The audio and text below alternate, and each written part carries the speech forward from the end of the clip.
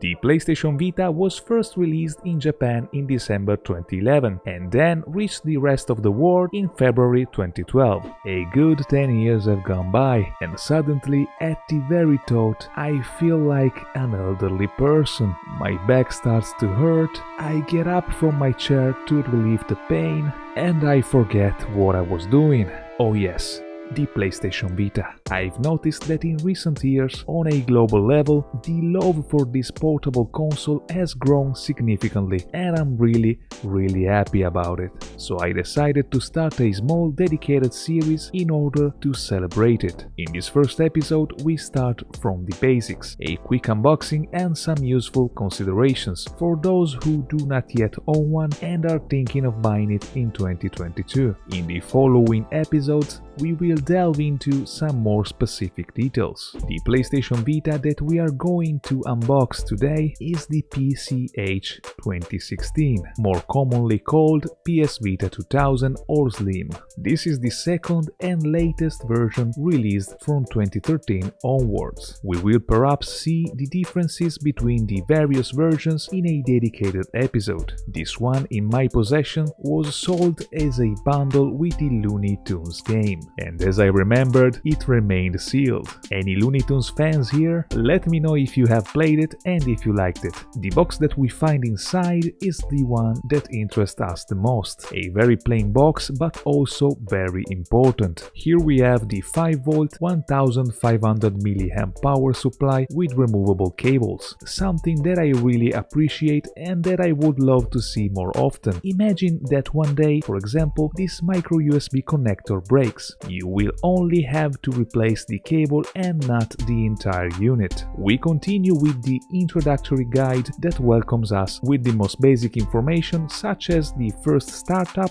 navigation of the various system menus, how to insert the memory card and game cards. Continuing, there are the usual safety and guarantee booklets that no one care. And finally, here's the console itself, which, in all its glory, despite its age, still seems to be very modern. I bought this PlayStation Vita in 2016, brand new for about 160 euros, and it is the one that I normally use. As you can probably see, there is a tempered glass protection on the screen, and I don't want you to think it came like this. I added it later. Let's take a quick look at the console itself. On the front we have a 5-inch multi-touchscreen, a 0.3 megapixel camera, the classic triangle, cross, circle and square buttons, not too light, not too hard to press, a nice D-pad with also a great feedback, a pair of speakers, certainly not at the level of current smartphones but still very usable, a pair of analog sticks, very precise and reliable, which are not immune from the drift problem, but certainly I've seen much less frequent cases than newer consoles. For those who don't know, the drift phenomenon has nothing to do with a car competition, but it is an hardware problem that affects the functionality of the analog sticks. For example, when we have a character moving alone, the ability to click them as we can on a PlayStation 4 controller, for example, is missing. We have a home button or a PlayStation button and the classic start and select. Nice is the possibility of attaching some laces or accessories in these two holes to further personalize it. If we move to the lower side, instead we have the micro USB port for charging and data transmission, a 3.5 headphone jack, and behind this flap we find the memory card slot. Nothing on the left and right side. On the upper side we have the power button, a pair of notification LEDs, the slot for the game card also protected by a flap, the volume buttons, and the very important R and R buttons. Unfortunately, we do not have R2 and L2, but if we go to the back of the console, we find a touchpad that somehow mitigates the absence of these buttons. We can also use some accessories to add some physical buttons, but maybe we can see that type of stuff in detail in another episode. In addition, we also find another 0.3 megapixel camera. The initial configuration of the console is extremely simple, there is no need to see it. Rather than that, let's take a few few seconds to admire my favorite wallpaper of all time. Let's see how many of you know which game is this from. Let me know in the comment section down below. And don't cheat, my PlayStation Vita is completely original, so even if I will make some reference to the extra features introduced thanks to the modding community, I will not go into details. Maybe we should talk about it extensively in a future video. The system is very simple. We can create several pages of bubbles, and each bubble can contain up to 10 applications or games. I have divided everything into 4 different bubbles, one for the PlayStation Network, one for the system utilities, one very small and miserable for social networks. Facebook was also in here, but as it got older, with the lack of support it became useless, so I uninstalled it. And finally, the most important one, which contains the titles I've been playing lately. By holding down the PlayStation button, we can open a menu that contains very useful features. Yes, this console has Wi-Fi and Bluetooth. You can connect, for example, various types of headphones. Personally, I always keep the brightness of the screen to a minimum. I never play in sunlight. I prefer to stay in the dark. This also increases the overall battery life that, in my opinion, is simply amazing. A console purchased in 2016, produced many years earlier, is still able to maintain excellent battery life today. At the time, Sony used high-quality batteries for sure. With a full charge, I can play even 5 hours without interruption in graphically complex titles such as Uncharted. In addition to the brightness of the screen, keeping the Wi-Fi disabled helps a lot. I use it sometimes to update the game I play or the trophies, and nothing more than that. In addition, maintaining a low but still good volume level certainly helps the overall battery life. And while we're at it, I definitely have to mention the amazing ability to hold a charge in sleep mode. I have repeatedly forgotten the console on for weeks, only to find it still on, hibernating in its power-saving mode, with the game still paused and the battery still almost fully charged. Amazing! So we made it to maybe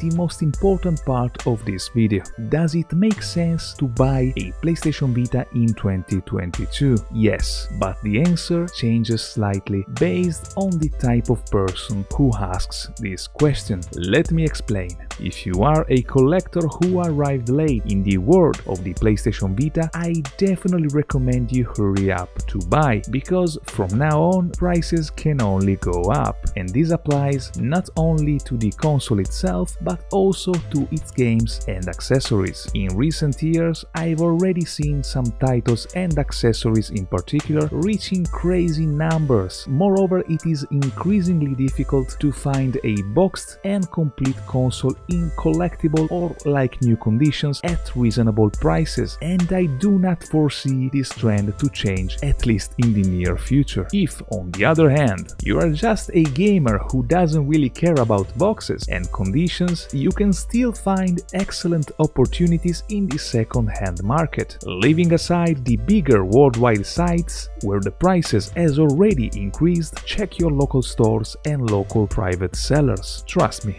with a little patience you'll find something good. Accessories-wise, in my opinion, the most important can still be found at reasonable prices, except for the proprietary memory cards, which have never been cheap. As for the games, however, the scarcity is starting to drive prices up. But if you have no interest in collecting physical copies, the online store is still open, so if you want to support the developers, you can still buy a lot of titles even on discount. Also, there is an entire online community increasingly active that keeps this amazing console more alive than ever, and that will be happy to show you the way to modding. By following this route, you can also avoid the problem of the expensive proprietary memory cards. With a simple adapter, you can use instead a very common and cheap micro SD. Okay, but seriously, why should I buy it? Because it is an extremely modern console still to this day, both in terms of features and graphics. As for the features, it has very basic ones, but not to be taken for granted, such as Wi-Fi and Bluetooth. But But there's more. If you have a PlayStation 4, for example, almost every game available is playable remotely. So with the right settings, even without the use of any type of mod, you can use your PlayStation Vita as some sort of switch. Maybe we will deepen the remote play topic in another video with all its strengths and weaknesses. Let me also mention cross-save with PS3 and PS4 while we're at it. I love Final Fantasy X, and the fact that I'm able to play it wherever I want and all of my saves automatically synchronize in the cloud, so I can close the game on the PS Vita and continue it from the same exact point on PS3 or PS4 has a huge value for me. And Final Fantasy X isn't the only title with this built-in feature. The list isn't very long, but it's still noteworthy. Graphically, I find the PlayStation Vita titles still very current, especially when played on this 5-inch screen, as it was intended. And please, do not think that this screen is too small, just because nowadays everyone uses huge tablets as portable consoles. The Vita screen size is perfectly fine. Furthermore, while we are talking about dimensions, the PlayStation Vita I think is one of the last consoles that we can really define as portable. It is actually pocket-sized, unlike other more recent ones, certainly on a completely different level in terms of power, but which require a backpack or bag for transport. And if anyone has the nerve to tell you that the PlayStation Vita has no games, let me just say that this person is a The library of this console is another valid reason why you should buy it. If you are an RPG enthusiast like me, congratulations, you'll be more than happy. There are countless of them on PlayStation Vita, thanks to the great success it had in Japan compared to the rest of the world. If you prefer other genres, yes, the choice is certainly less wide, but there are still several very